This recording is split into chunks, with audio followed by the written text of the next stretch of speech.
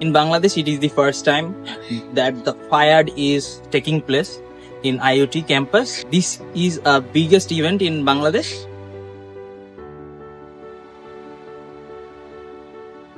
Microsoft Fabric is a fairly new product. So the way we prepared our materials will give a holistic view or approach of Microsoft Fabric. Microsoft Fabric is actually a unified data platform. This means there is actually no separate copy of the data. So with one click, we can build the lakehouses, warehouses, databases, and all other things. The motivation that I had for this event was to deepen my understanding for Microsoft Fabrics. I'm very excited to be a part of this event, to be surrounded by these like-minded professionals. I felt a bit easier where you can store data in one place and connect it to show your analytics.